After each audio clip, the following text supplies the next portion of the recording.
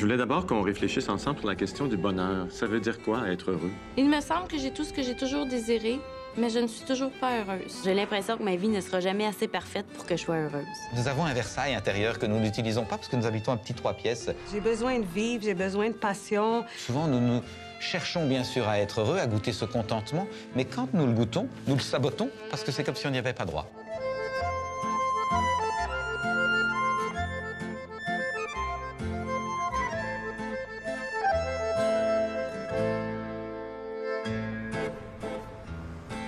Aujourd'hui, notre atelier concerne un sujet qui provoque en nous espoir et désillusion.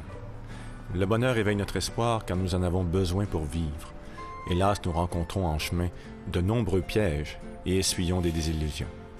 J'ai donc invité Thomas Dansbourg, un spécialiste de la communication non violente, à nous parler de ces pièges anti-bonheur. Quels sont-ils? Comment les reconnaître au quotidien? Comment nous en libérer? Voilà le menu de ce que nous explorerons aujourd'hui avec nos participantes. Bonjour Thomas, je te souhaite la bienvenue pour ce documentaire qu'on va faire en fait sur un de tes ouvrages. Être heureux, ce n'est pas nécessairement confortable. Et je voulais d'abord qu'on réfléchisse ensemble sur la question du bonheur. Ça veut dire quoi, être heureux?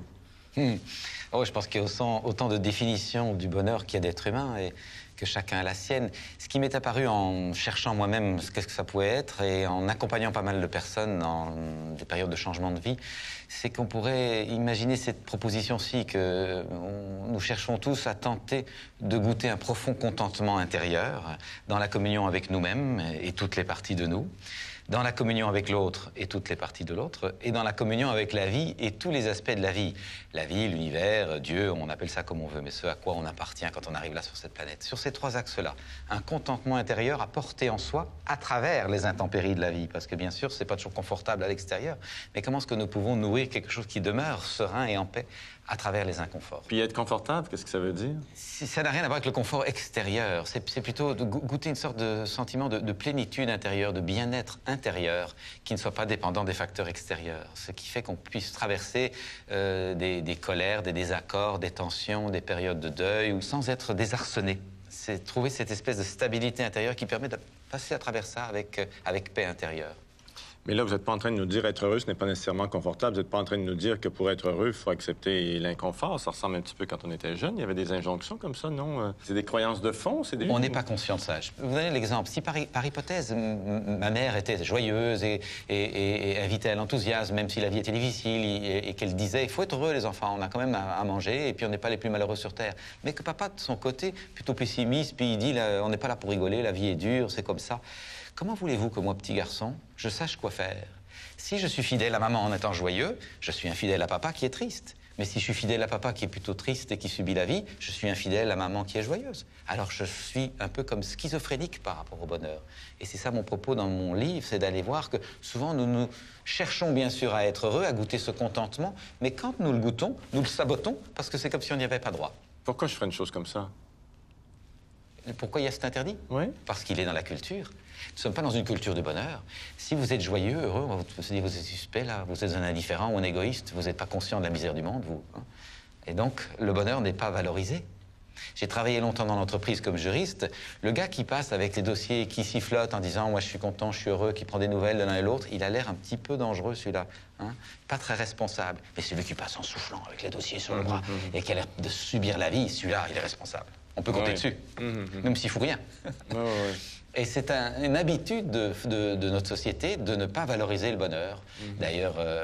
Donc le bonheur est suspect, c'est ce que tu dis, là. Le bonheur est suspect de nombrilisme, d'égoïsme ou d'indifférence au monde. Et il n'est pas valorisé comme étant, au fond, le cadeau le plus généreux que l'on puisse faire autour de soi, c'est d'avoir trouvé le bonheur et de le partager. Ça n'est pas valorisé comme ça. Il me semble que j'ai tout ce que j'ai toujours désiré, mais je ne suis toujours pas heureuse. Je crois que les plus gros freins à un bonheur confortable sont ma peur du jugement des autres et une colère vieille comme le monde ancrée très profondément en moi. Mais comment je nourris ça, le bonheur? Ça se développe. Je propose dans mon bouquin différents pièges anti-bonheur qui sont difficiles à voir parce qu'ils font Donc, première étape, il faut que j'identifie mes pièges. On ne peut pas sortir d'un piège tant qu'on ne sait pas qu'on est pris dedans. Le premier piège, c'est qu'on a souvent plus appris à faire des choses qu'à être. OK, premier piège. Oui.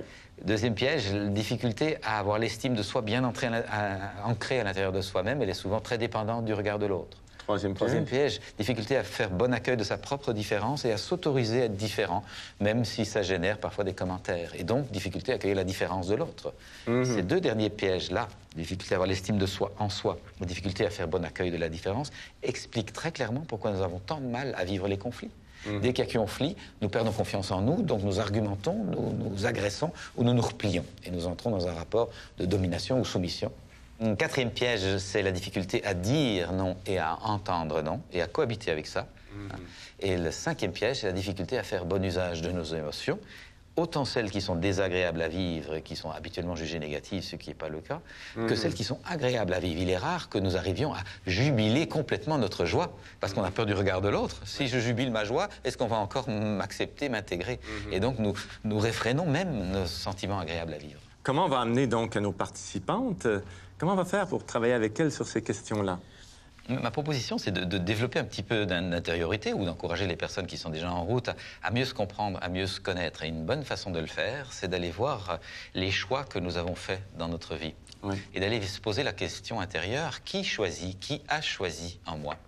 Et c'est juste intéressant, mais bien sûr pas confortable d'aller voir, parce que quand j'ai fait l'exercice pour moi, il m'a dit c'est toujours le gentil qui a choisi, pour ne pas déranger, pour faire plaisir, pas faire de vagues, et j'ai tassé de côté ma créativité, mon inventivité, ma différence, mon originalité, j'ai tout mis ça de côté parce qu'il fallait faire plaisir. C'est pas confortable d'aller voir ça. J'aime que tout soit toujours trop parfait. J'ai tendance à me dire que tout sera mieux quand telle chose arrivera, quand j'aurai réglé tel ou tel problème, fait telle tâche. Je ne réussis pas à profiter du moment présent, car j'ai l'impression que ma vie ne sera jamais assez parfaite pour que je sois heureuse. J'aimerais apprendre à bien faire les deuils pour pouvoir aller plus loin. Apprendre à assumer les conséquences de mes choix. Notre attitude par rapport au bonheur, elle n'est pas du tout que nous cherchons à être heureux, nous cherchons à ne pas souffrir. C'est très différent. Ouais, c'est vrai. Tout ce que nous mettons en place, c'est ne pas souffrir, ne pas déranger, ne pas faire de vagues, ne pas vivre de conflits, ne pas trop remettre en question. Et donc, pas forcément, avoir peur, pas vivre des trop grosses émotions, pas... Donc, c'est une atmosphère très sécuritaire, on veut se sécuriser. Mais là-dedans, il y a peu de liberté. Il y a peu d'élan, il y a peu de découverte, il y a peu de changement. Oui. Alors, bien sûr que si on se dit, pour changer, je dois quitter toute sécurité, ça fait très peur. On va aussi aller voir qu'un des pièges, c'est la pensée binaire, qui nous fait croire que c'est soit l'un, soit l'autre. On peut évidemment réintégrer les deux en disant, bien sûr, j'ai besoin de liberté, en même temps, je veux le faire d'une façon quand même relativement sécurisante. Je pense qu'on va faire une transition douce. J'aimerais pouvoir enfin connaître le bonheur. J'ai vécu des accidents d'auto et j'ai des limitations physiques et fonctionnelles. J'aimerais focusser sur mon bonheur plutôt que sur cela. Depuis 5 ans, j'ai pris ma vie en main. D'abord un divorce, ensuite une perte de poids. J'ai cessé de fumer. Je fais des exercices régulièrement et j'ai découvert mes passions. Je suis heureuse. C'est difficile car je me sens seule dans cet état d'esprit. Je ne veux pas décevoir. Comment vivre consciemment tout en profitant sans remords? Je propose après, dans la seconde partie de l'atelier, d'aller voir vers quoi je vais maintenant. C'est quoi mon élan de vie? C'est quoi mon rêve? C'est vers quoi que j'ai envie de tendre? Et de pouvoir accepter de laisser frétiller en moi le rêve le plus fou, parce qu'il me renseigne sur mes besoins profonds. Nous avons un Versailles intérieur que nous n'utilisons pas parce que nous habitons un petit 3 pièces, un petit corridor, une petite chambre, etc. En travaillant la connaissance de soi, nous allons voir que c'est des cloisons qui nous empêchent de voir, des cloisons qu'on peut pousser pour voir que j'ai une immense pièce intérieure, j'ai un escalier qui monte, j'ai des salles, il y a des balcons, il y a de l'espace. C'est pour ça qu'on fait des rêves comme ça. Des fois, on rêve tout à coup qu'on découvre derrière un garde-robe. Il y a toute une autre partie de la maison qu'on connaissait pas. On fait souvent des rêves comme ça. C'est des moments où on est en train d'ouvrir sur des parties plus créatrices. Je suis convaincu. On a tous un peu l'impression d'être à l'étroit dans nos vies. Elle ne nous convient pas vraiment. C'est parce que simplement nous ignorons qu'on a cloisonné l'accès à une partie infiniment plus grande. Et la vie, en nous, elle est prête à nous faire habiter cet espace.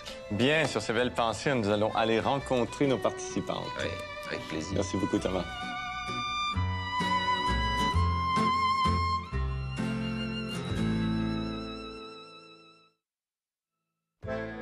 La vie est mouvement, transformation perpétuelle. Pourtant, ce mouvement nous fait peur. Et au lieu de l'épouser, nous nous contractons. Peur de la solitude, peur de perdre la face, peur des pertes physiques ou financières, peur de la souffrance. Pourtant, ces peurs sont à dépasser. Mais pour sortir du piège, dit Thomas d'Angesbourg, il faut le connaître, de façon à ajouter de plus en plus de vie dans les choses que nous faisons, au lieu d'ajouter de plus en plus de choses dans notre vie. Écoutez bien nos participantes. Elles synthétisent très bien les obstacles que chacun d'entre nous rencontre. Alors, je vous souhaite la bienvenue. Je suis très heureux que vous ayez accepté cette invitation pour venir parler d'un sujet très, très important, qui est le bonheur. Et comment, à la fois, on souhaite et on désire le bonheur, mais comment, en même temps, on se met nous-mêmes des bâtons dans les roues, ou qu'on est esclave d'un passé qui nous a mis un petit peu des bâtons dans les roues, mais qu'aujourd'hui, on répète, au fond. Alors, on va regarder ces choses en détail. Et pour ce faire, j'ai invité Thomas Dansbourg, qui a écrit un livre qui s'appelle Être heureux, ce n'est pas nécessairement confortable. On va regarder avec lui les dimensions du bonheur, du confort, et à travers plusieurs exercices qu'il va vous proposer. Alors, Thomas, si tu veux te présenter un petit peu. Moi-même, je suis très heureux, effectivement, de partager quelques clés de meilleure compréhension de notre chemin vers le bonheur. C'est bien ce que nous cherchons tous, à être heureux, à être plus joyeux et à sentir ce bonheur par l'intérieur, moins dépendant de l'extérieur. On peut peut-être pas directement changer les choses, mais en tout cas, on peut changer notre façon d'être avec les choses et de voir les choses. Et là, il y a un énorme pouvoir qu'il est rare qu'on utilise. Oui. Et le bénéfice de ce pouvoir, si je change mon regard sur les choses, c'est que finalement, ça change quand même les choses, mais indirectement. Oui, tout à fait. Et ça, c'est une grande force qui est en nous et que j'ai envie de pouvoir partager. Je vous invite à vous présenter d'abord spontanément. N'importe qui peut commencer, n'importe laquelle d'entre vous. Oui, moi, Céline, mère de 2 jeunes enfants, 2 ans et 4 ans. Oui. Donc, un peu...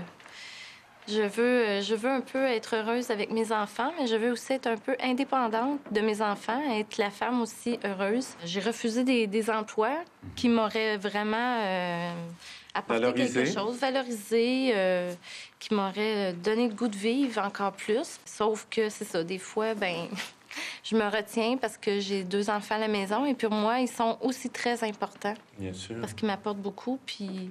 Sauf qu'en même temps, j'étais un peu déchirée parce que j'aimerais aussi m'éclater, vivre ma vie aussi de femme en dehors de... Et avez-vous l'impression que c'est l'un ou l'autre ou que ça peut éventuellement être l'un et l'autre? C'est ça, l'équilibre. Moi, j'en ai pas vraiment. Je suis une personne très impulsive. Donc, c'est ça. Fait que c'est peut-être ça aussi, l'équilibre. Oui.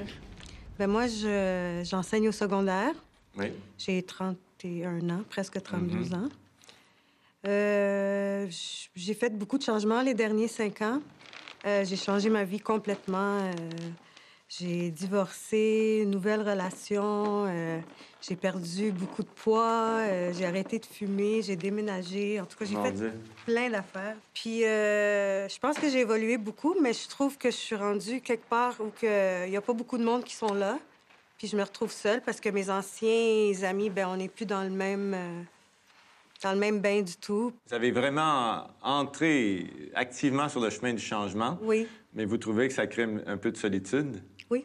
Ah ouais. Et là, vous êtes tenté. Est-ce que je me conforme à nouveau, mais c'est pas si heureux? Oui. Mais si je poursuis mon élan de changement, je suis de plus en plus seule. On dirait que plus que tu changes, plus que tu as envie, là.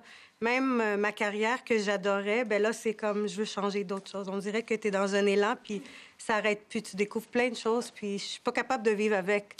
Tous les changements, c'est difficile, je trouve que... Et au fond, ça fait partie pour moi du processus. Cet inconfort-là fait partie de la transformation. Les anciens amis sont plus nourrissants, les relations sont plus nourrissantes. De nouveaux amis sont pas encore là. Ça ne veut pas dire qu'ils sont pas en train d'arriver, de se préparer. Mais dans ce moment-là, il y a un petit moment où on se dit « voilà, je suis tout seul ». Je pense que dans le processus de changement, ça a sa pertinence, ce moment-là. Ça nous invite à nous faire confiance, à nous centrer, à écouter vraiment très intimement la vie en nous, en disant, bon, c'est peut-être inconfortable, peut-être que des gens me disent où tu vas, t'es plus comme avant, tu vas à ta perte, t'as changé. Peut-être que j'entends toutes ces voix, mais moi, à l'intérieur, j'entends une voix très intime, qui est mon être profond, qui me dit, continue, fais confiance, puis vas-y. Et là, je pense vraiment qu'on peut déboucher sur un palier de conscience infiniment plus satisfaisant. Oui. Moi, j'ai envie d'intervenir parce que ça ressemble un petit peu... nos histoires, ça ressemble un peu. Je suis dans ce processus de changement, enseignante de français à la base. Et puis, j'exerce maintenant un métier... Mais pourquoi vous étiez devenue enseignante de français? Parce que je savais pas quoi faire. OK. Et que j'étais bonne en français. OK. Et que j'aimais les jeunes. Donc, c'était une habileté, mais c'était pas un de vos talents, c'est ça? En ce qui concerne la relation avec les jeunes, c'était un grand talent. Oui. Mais maintenant, je suis devenue photographe et j'exerce ce talent-là avec ma passion. Oui. Donc, je photographie les enfants.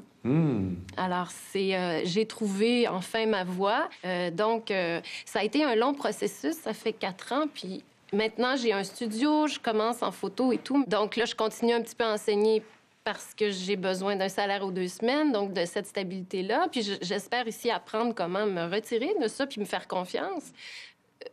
Il y a comme un malheur encore à cause de ça.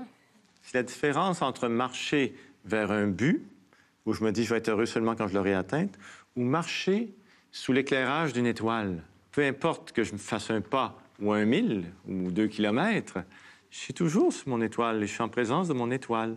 Alors, votre étoile, c'est le talent de photographe, de rapport avec les enfants et tout, et vous l'exercez sans cesse. Alors, peu importe que je l'exerce un petit peu ou beaucoup, je marche dans l'éclairage de cette étoile-là et je m'en réjouis déjà. Sinon, je suis toujours aux prises avec le bonheur et toujours plus tard. C'est quand j'aurai arrêté l'enseignement que je vais être heureuse. Mais après ça, ça va être quoi, hein? C'est quand j'aurai changé de studio? Ou c'est quand je pourrai faire le tour du monde que je serai heureuse d'avoir vu tous les enfants de la Terre? Et là, on est pris... Vous comprenez? C'est le mécanisme qui est le problème. C'est pas ce qu'on fait, ce qu'on fait pas. C'est très clair. Je me reconnais beaucoup dans le fait de placer l'estime de moi et ma reconnaissance dans les autres. Puis ça, je pense que c'est vraiment... puis rien que de le dire, ça monte. Puis pour moi, me dire non, c'est me dire je t'aime pas. Et c'est sûr que je pense que tant que je vais avoir besoin de cette reconnaissance de l'autre, je vais avoir besoin de cette compréhension de l'autre, parce que c'est comme exister pour moi, c'est être comprise tant que je m'accepte pas, moi. Donc, vous êtes consciente que c'est comme si, tant que vous restez dans ce schéma-là, c'est comme si vous vous disiez non à vous-même. Ben oui, puis je me rends malheureuse. Enfin, moi, ma difficulté, c'est de vivre les choses ici, mais au niveau de la tête, ça fonctionne très bien. Là, ça, je me fais confiance là-dessus, mais j'ai du mal à me faire confiance, par contre, au niveau de... Ben, c'est les tripes, hein, c'est là que ça se passe. Mais le combat se passe là, parce que c'est avec mes tripes que je vais répondre à la vie. Moi, c'est mon intuition qui m'a emmenée ici. Moi, je me suis toujours empêchée de faire des choses par rapport à la famille, parce que je viens d'une famille dysfonctionnelle, par rapport à ce que j'ai eu des accidents d'auto. Pour l'instant, je ne peux plus travailler. Oui. Je ne sais pas si je vais reprendre le travail un jour. Je suis souvent dans la douleur chronique et j'apprends à vivre un jour à la fois.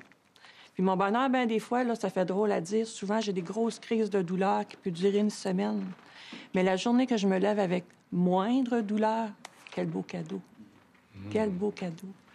Dans tout ça, là, il y a dû y avoir des passages à vide terribles quand on m'annonce que je peux plus travailler ou qu'on me demande disponibilité ou qu'il doit y avoir des choses très, très dures. C'est une identité sociale que je perds, c'est une... Moi, j'ai senti que j'ai pris ma retraite avant le temps. OK. Puis que j'étais pas prêt à prendre ma retraite. Oui. Puis que là, aujourd'hui, c'est que tu te recomposes une vie. C'est-à-dire qu'avec tes limitations physiques, tu sais, le pareil, puis que ce que les autres vont dire, puis la compétition, là, ça fait plus partie de ma vie. Ça fait plus partie de ma vie. Ça donne quoi? Et comment ça arrive, ça? Il y a dû y avoir quelques matins où, dans une sorte de grisaille, vous vous êtes dit, bon, là, j'ai le choix, ou je vais vers cette grisaille-là, ou bien je me prends en main. Ça a dû arriver plusieurs fois. Ça arrive plusieurs fois. C'est que quand que j'ai des moments de grisaille, là, je me parle. Puis là, je me dis, bon, Diane, qu'est-ce que tu fais avec toi aujourd'hui? OK. Qu'est-ce qu'on procède aujourd'hui? Qu'est-ce qui pourrait te faire du bien? Okay. Puis moi, je suis une personne qui aime être coiffée, qui aime être maquillée, qui aime être bien vêtue. J'ai le choix de rester en robe de chambre, moi, je toute la journée, ou bien de dire, je prends soin de moi. Okay. Ça peut être aller me pomponner, ça peut être aller prendre une marche. Aussi, l'écriture. L'écriture me sauve beaucoup. Quand j'ai un malaise intérieur... Premièrement, quand j'ai un malaise intérieur, je le garde plus à l'intérieur de moi. Je l'écris, je le déchire et je le brûle et c'est fini. Je n'en veux plus. Vous ne posez pas la question « Qu'est-ce que je peux faire pour être heureuse ?» générale. Posez « Qu'est-ce que je peux faire pour être heureuse là, aujourd'hui, maintenant, pour moi? » Oui. Dans les prochaines heures. Ça plein ça. Et la lecture quotidienne à tous les matins, bien ça, c'est la clé. Une petite méditation tous les jours. Ça part bien la journée. Le soir, avant de se coucher, 3 bonnes choses qui nous est arrivées. Il y en a tout le temps 3. Puis ça dort mieux. Je suis émerveillé de voir que vous tirez parti d'une épreuve qui aurait pu saboter complètement votre vie et vous rendre plaignante et victime. Et regardez ce qui m'est arrivé. Et vous en avez fait un tremplin pour aller à l'essentiel. Et bien sûr, je souhaite des malheurs à personne. Mais ce que je souhaite, c'est que s'il y a des malheurs qui arrivent, eh bien, on puisse les utiliser pour ce changement-là. Je suis une performer. Puis j'ai l'impression que quand je rationalise, là, je suis dans ma tête encore, puis je me dis, bon, j'ai un travail que j'aime, j'ai un chum que j'aime ma vie, mais pourquoi je ressens pas le bonheur tout le temps? Si vous me demandez, est-ce que je suis heureuse? Oui, mais... Puis le mais, c'est comment aller le chercher, c'est comment le trouver, justement, à l'intérieur de soi. Je veux apprendre, en tout cas, à ressentir, à prendre le temps, puis c'est pas grave si la poussière est pas ramassée, puis si j'ai pas la plus belle maison ou la plus belle pelouse du quartier, c'est pas grave. Nous avons le choix entre ajouter de plus en plus de choses à faire dans notre vie ou ajouter de plus en plus de vie dans les choses à faire. Et même pouvoir faire une vaisselle. Je peux faire la vaisselle parce qu'il faut faire la vaisselle, et si je la fais pas, personne ne la fera. Et là, je suis juste dans le faire.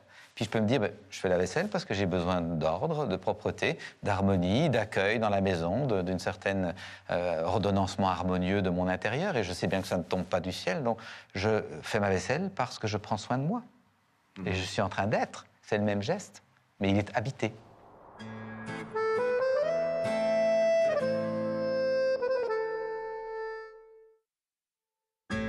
Pour recevoir l'amour de nos proches, nous devenons souvent le gentil garçon ou la gentille fille.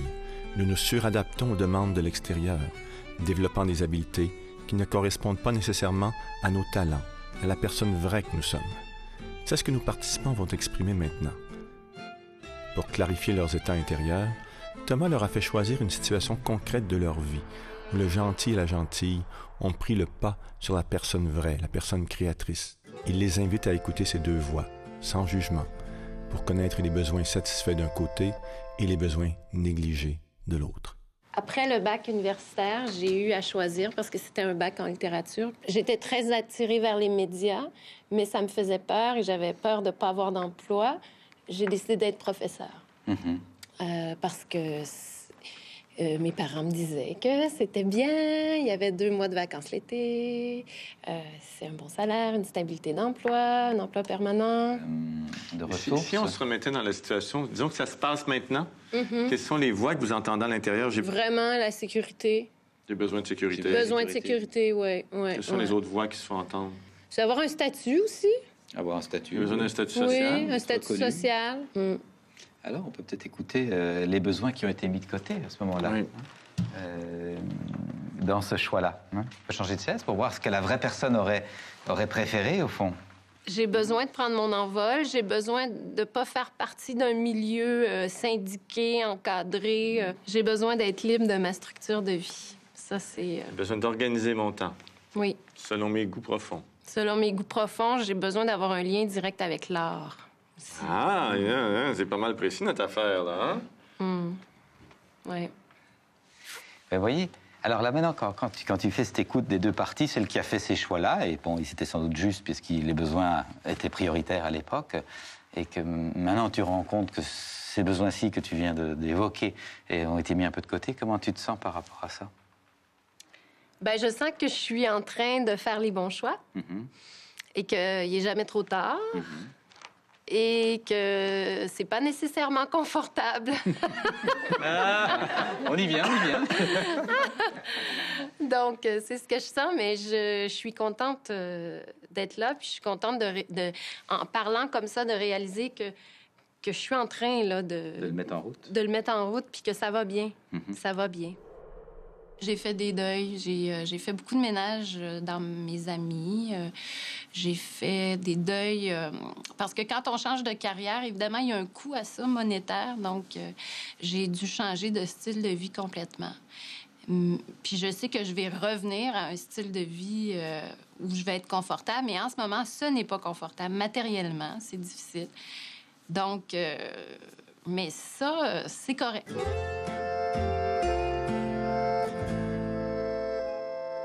Mais moi, je vais donner un choix qui a été fait quand j'étais très jeune.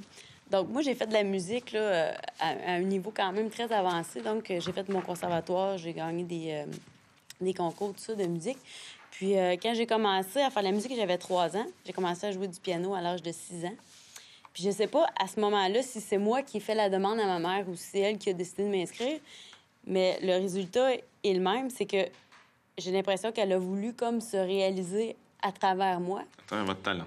Puis, ouais, quand elle a vu que, justement que j'avais beaucoup de potentiel, puis tout ça, donc elle m'a poussée beaucoup là-dedans. Sauf que j'aimais très peu pratiquer, parce que je suis pas une fille solitaire du tout. Je suis une fille qui aime le monde, qui est très sociale. Puis j'ai dû, justement, passer de nombreuses heures sur mon piano à pratiquer toute seule. OK, alors on pourrait peut-être entendre alors de quelle situation vous avez choisi.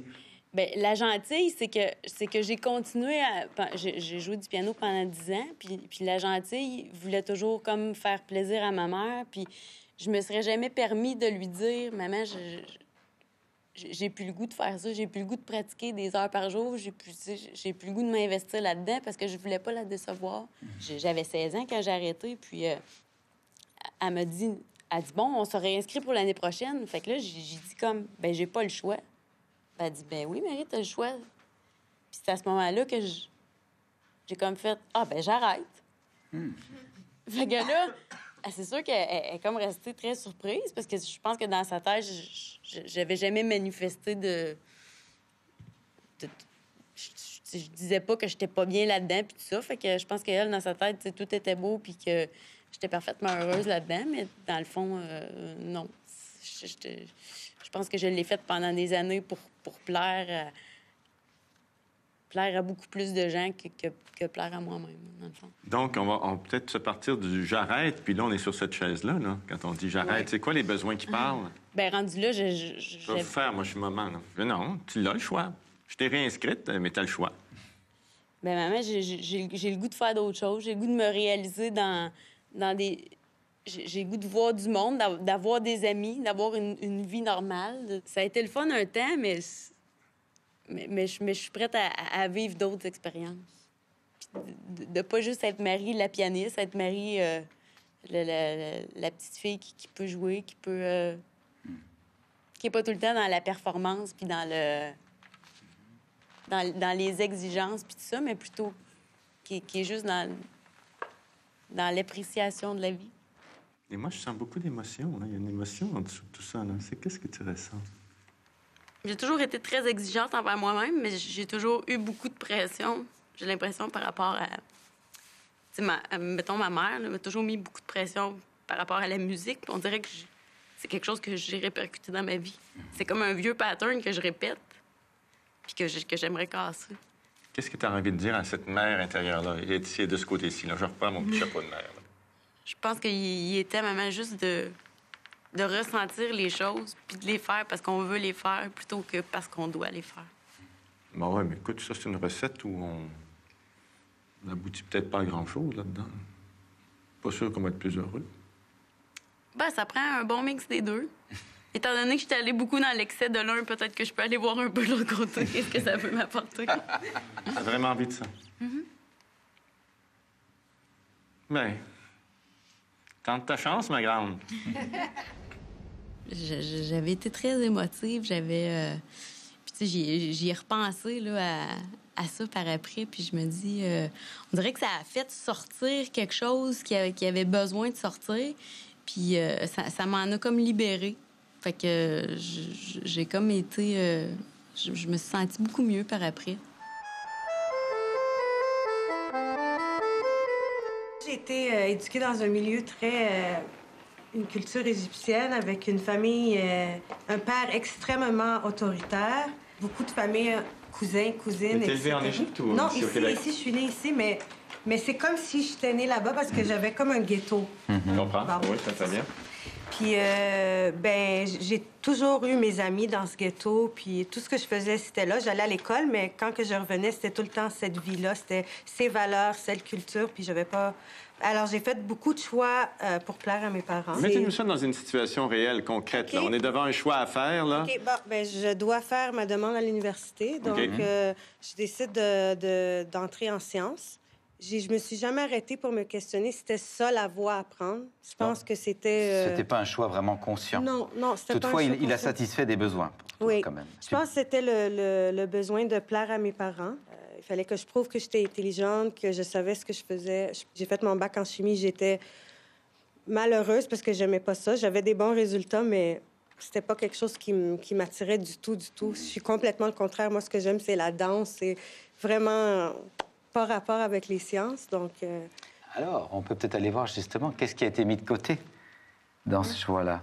Si tu te remets sur la chaise de la vraie personne ou ton être profond, disons, qu'est-ce qu'elle dit, l'autre partie de toi? J'aime la danse, le théâtre, j'aime m'exprimer, j'aime chanter. On est sérieusement mal parti, là, hein? Je m'excuse, mais... Oui, Hein? oui. Alors, ça te proteste un petit peu fort en dedans, Oui, hein? ça proteste fort. Comment ça... Quel ton ça se dirait, ça? J'ai besoin de danser, moi, j'ai besoin d'être en contact avec des gens. J'ai besoin de vivre, j'ai besoin de passion, j'ai besoin de prendre ma place, j'ai besoin de sentir. De vibrer, non? Oui, oui. La danse, oui, le beaucoup. chant, dis-tu, Oui. c'est vibrer, c'est Oui. se sentir vivante et Oui. vibrante. Ben oui, c'est sûr. Comme j'aimais la danse du ventre beaucoup, c'était dans ma culture, puis je voyais des gens danser, puis dans mon entourage, c'était comme une danseuse du ventre. C'est comme le pire emploi que tu peux faire. Puis en tout cas, maintenant, j'en prends des cours presque à chaque jour parce que j'aime vraiment ça, mais je me vois pas pour le faire professionnellement, mais c'est quelque chose qui m'a... Il y aurait même une petite tentation. Oui. Oui. Enfin, c'est vraiment opposé à ce que j'ai été éduquée à faire. Une femme, c'est supposé d'être à sa place dans la cuisine puis élever des enfants. C'est ce que ma mère aussi, elle a fait. Alors, comment te sens-tu quand tu écoutes ces différentes parties de toi? Qu'est-ce que ça te fait, là? Genre, là, j'ai vraiment pris ma vie en main, puis là, je laisse personne décider pour moi. Ah, c'est déjà très clair, me semble. Donc, oui, j'ai fait des erreurs, mais là, je pense que je suis dans le bon chemin.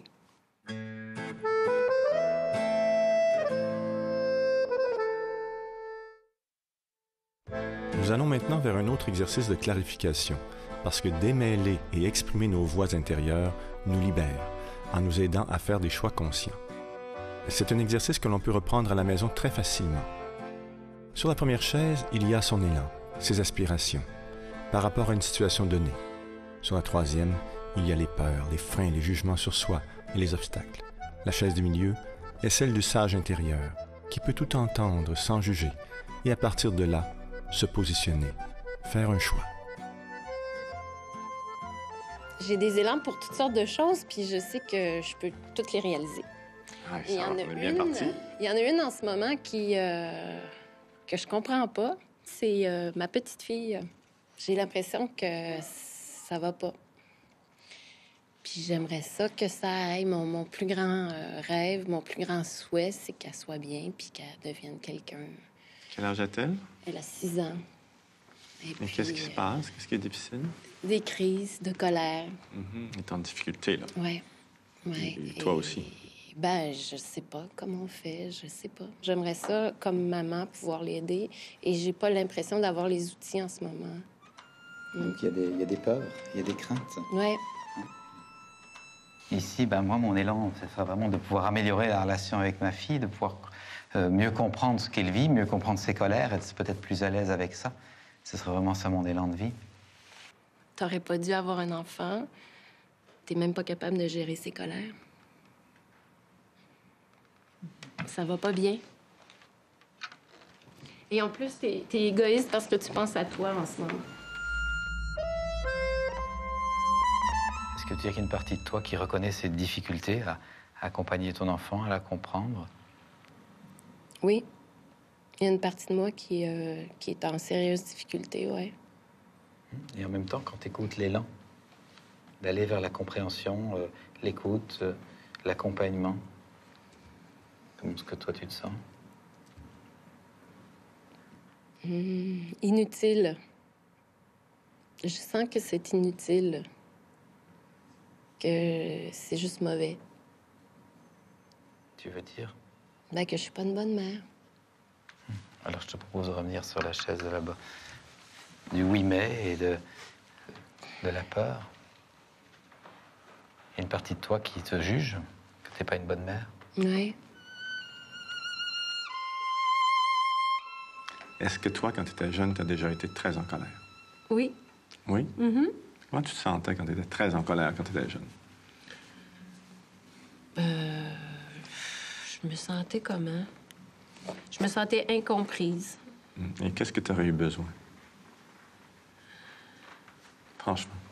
Que ma mère vienne s'asseoir à côté. Ouais. Je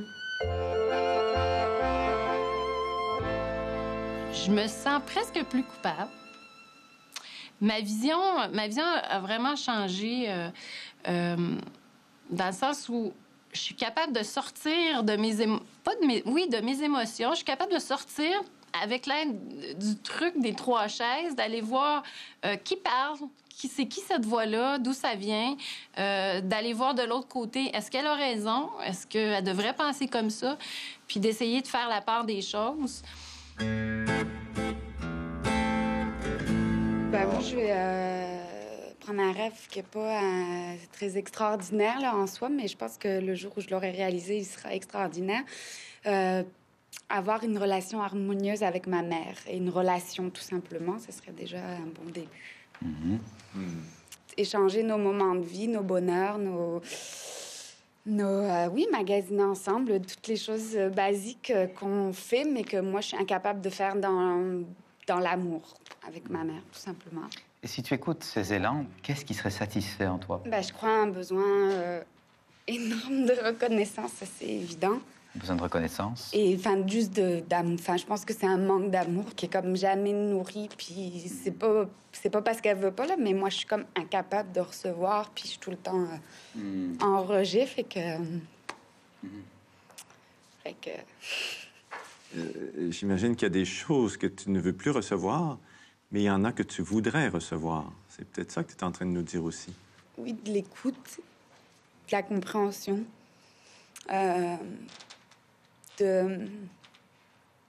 En fait, ce que je n'arrive plus à recevoir, c'est le côté, justement, conseil et protection, de fait d'être couvée, qui m'insécurise beaucoup plus encore que le manque déjà initial. Et ce que j'ai besoin de recevoir, c'est plus de la confiance. Alors, est-ce qu'il y a des freins vers ce rêve? Est-ce qu'il y a des choses qui bloquent, qui empêchent, des oui mais? C'est comme si quand je veux être dans une relation d'amour avec ma mère, je veux tellement me venger de quelque chose que je fais juste lui donner ça. Fait que c'est sûr que ça peut pas fonctionner. Mais il y a de la colère, c'est ça? Il y a de la colère. Il y en a, là, puis... Eh bien, je te propose de venir ici sur ton sage intérieur, la chaise de ton sage intérieur. Et là, moi, je suis la partie de toi qui est en colère contre maman. J'ai encore de la rage en moi, c'est pas possible. Ah, mais moi, je veux jouer aussi. Je sens cette colère chaque fois que je suis avec elle. Donc, c'est impossible d'aller dans l'amour, c'est pas possible. Mais moi, j'ai envie d'une belle relation avec maman. J'ai envie qu'on se rende compte. J'ai envie qu'on puisse s'écouter. J'ai envie qu'elle puisse m'entendre, qu'elle puisse me comprendre, qu'elle puisse me soutenir un peu, même dans ma démarche. Mais j'ai pas envie de choses grandioses. J'ai envie de magasiner. J'ai envie qu'on soit ensemble, qu'on partage un repas, un voyage. Ça marche très bien sans moi, là. Je dois faire quoi? Mais toi, comment tu prends position, là? La partie de nous qui est sage au milieu. Ma partie qui est sage, c'est que je sais que je dois faire le deuil de ma mère, à quelque part, de ma mère idéale, puis de la mère que j'ai pas eue non plus.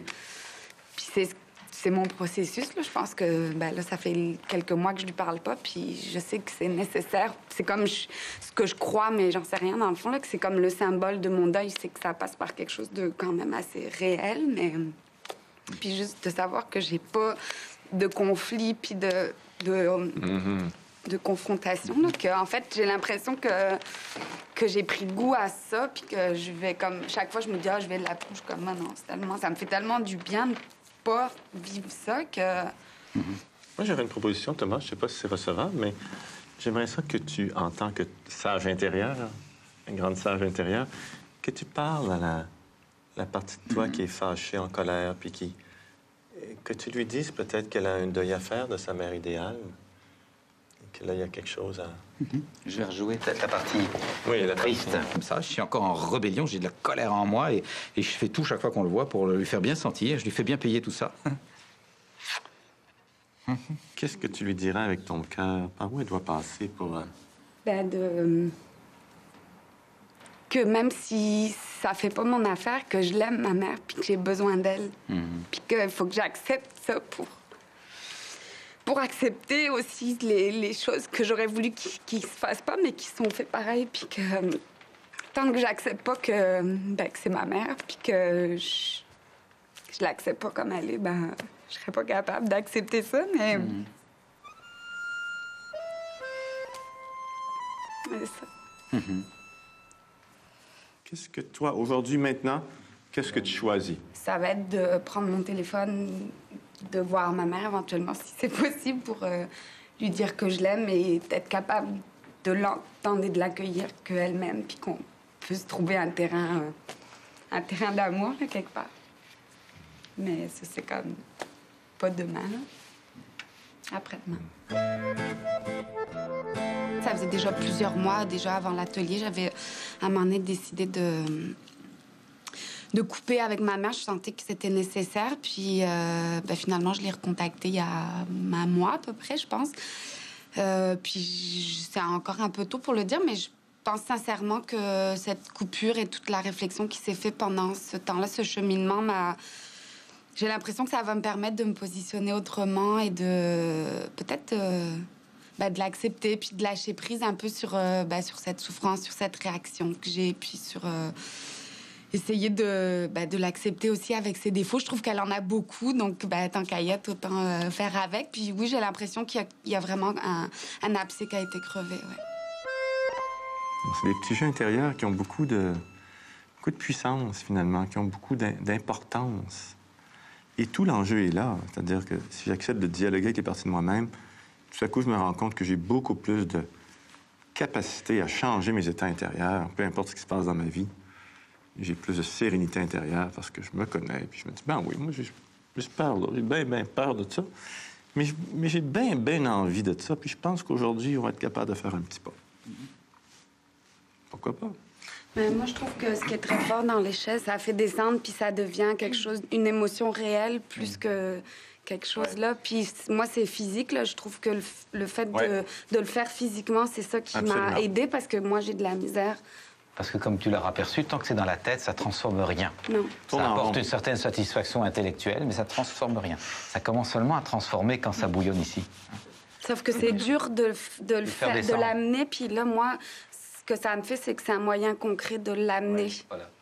Mais de permettre aussi à mon ventre et à mon cœur de s'exprimer. Je trouve ça très, très beau quand Carmen disait, et Marie aussi est un peu sur la même longueur d'onde, de dire, j'ai envie de vivre plus.